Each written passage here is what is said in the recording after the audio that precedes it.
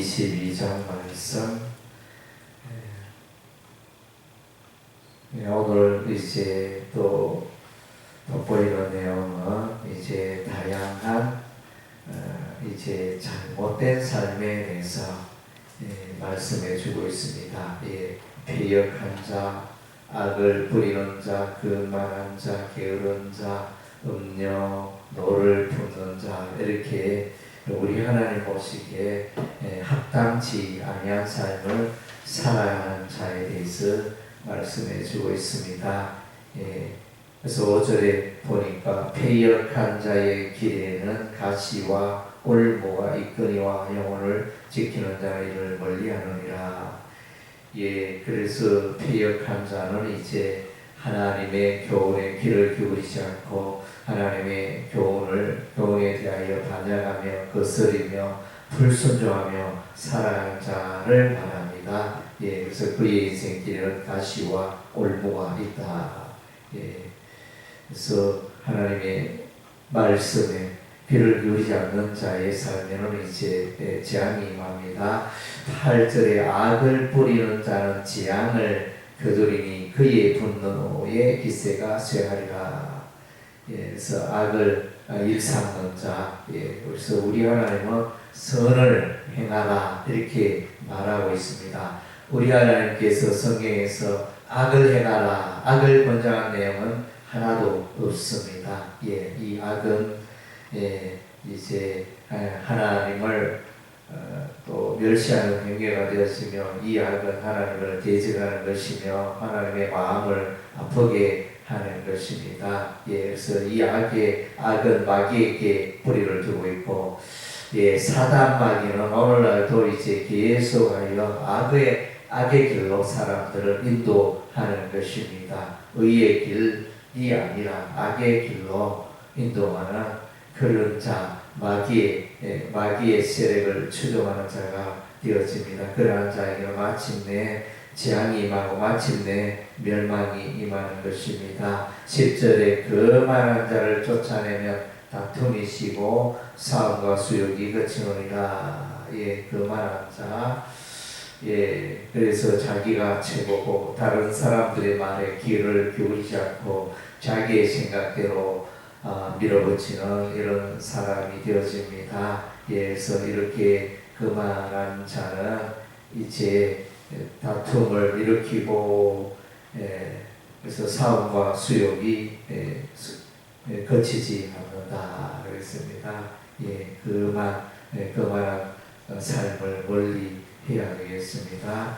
13절에 게으른 자는 말하기를 사자가 밖에 있은즉 내가 나가면 거리에서 찢기겠다 하느니라. 그래서 게으름은 우리 하나님 기뻐하지 않는 덕목인 것입니다. 게으름은 아무것도 하지 않습니다. 그래서 마땅히 해야 할 것도 하지 않습니다. 그래서 이제 우리는 우리 하나님 앞에서 늘 우리가 이제 말씀을 읽고 기도에 힘쓰고 전도에 힘쓰고 그렇게 해야 되는데, 말씀과 기도와 전도의 삶에 우리는 게으르지 않는지 우리의 삶을 돌아봐야 할 것입니다. 14절에 음녀의 깊은 함정이라. 여호와의 노를 당한 자는 거기 빠지리라.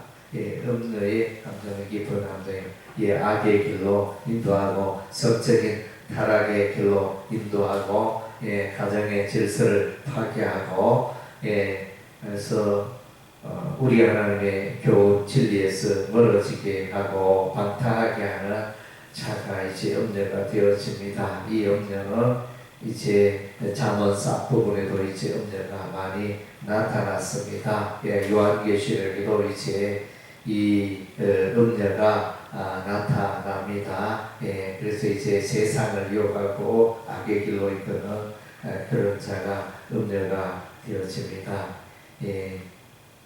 그리고 이제 24절에 보니까 노를 품는 자가 나타납니다. 노를 품는 자와 사귀지 말며 울분한 자와 동행하지 말지니.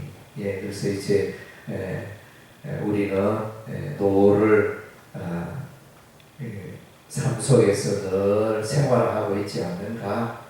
노를 내는 사람 다 이유가 있고 근거가 있습니다. 자기가 판단하기는 분명히 상대방이 마음에 들지 않고 또 그 하는 일이 마음에 들지 않고 그래서 노를 바랍니다. 또 울분을 또 토하기로 합니다. 그러나 이제 이런 노들은 상대방에게 피해를 주는 것입니다. 상대방을 앞으로 칼을 들고 있지 않지만 칼로 상대방을 해하는 것처럼 그와 같이 상대방에게 상처를 주는 것이 이제 분노가 되어집니다. 그래서 이제 그 이유를 묻지 않습니다. 이런 이유 때문에 이제 분노를 하는 것은 합당하다 이렇게 성경 그렇게 설명하지 않습니다. 그래서 이제 분노 자체를 우리 하나님이 이제 하지 말 것을 명령하고 있습니다. 그래서 이제 감정의 절제가 필요하겠죠.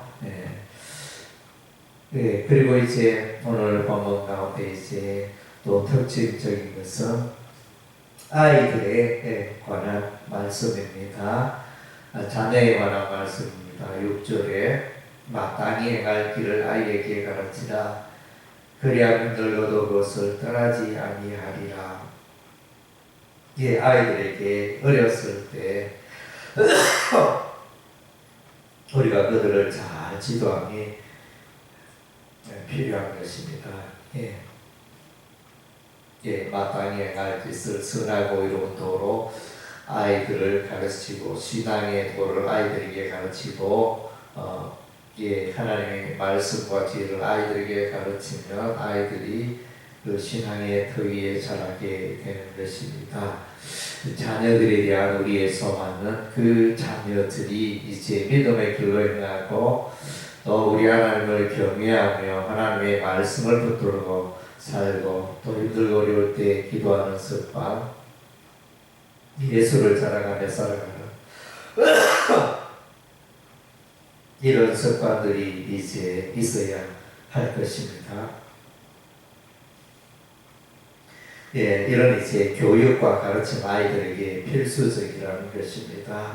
우리의 삶을 돌아보면서 우리는 우리의 자녀들에게 신앙의 교육을 잘 가르치고 있는가 우리가 돌아볼 필요가 있습니다. 그래서 15절에 아이의 마음에는 미련한 것이 얽혔으나 징계하는 채찍이 이를 멀리 쫓아내느라. 아이들이 좋아한다고 해서 아이들이 원하는 대로 아이들을 방치해서는 안 된다는 것입니다. 자세히 가만히 관찰해 보면 아이들이 또 악한 길로 행하고 아이들이 이제 자기 마음대로 행하고 정욕대로 행하고 아이들이 하나님의 말씀에 멀어진 또 말과 행위를 할 때 이제 채찍질이 가해져야 합니다.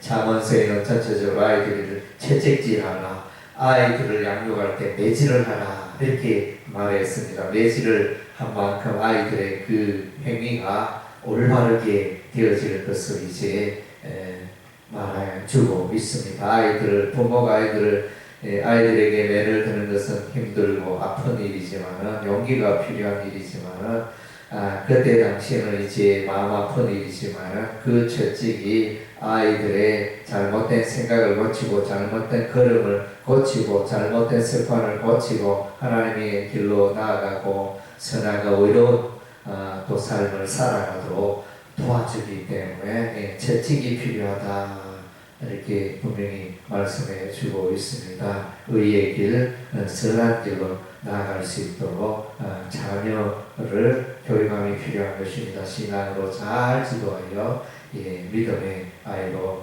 하나님을 경외하는 아이로 하나님 중심의 삶을 살아가는 아이로 교육하는 것이 또 우리의 오늘 한국교회의 사명이 되었습니다. 오늘 한국교회는 이제 큰 걱정거리가 있습니다. 젊은 세대가 점점 줄어들고 있다는 것입니다. 그래서 해가 갈수록 이제 아이들이 줄어들며 아이들이 줄어들면 이후에 또 세월이 지난 교회가 줄어드는 것은 불보듯 뻔한 일인 것입니다. 그래서 이제 교회마다 이제 주일학교가 또 사라지고 또 숫자가 엄청 줄어들고 그런 시대에 우리가 살고 있습니다. 자녀 교육을 또 이렇게 잘하고 또 신앙의 교육으로 지도하는 것이 한국 교회의 또 미래를 위한 일이 되어지며 우리가 아이들 전도에도 우리가 힘써야 할 것입니다. 기도하겠습니다.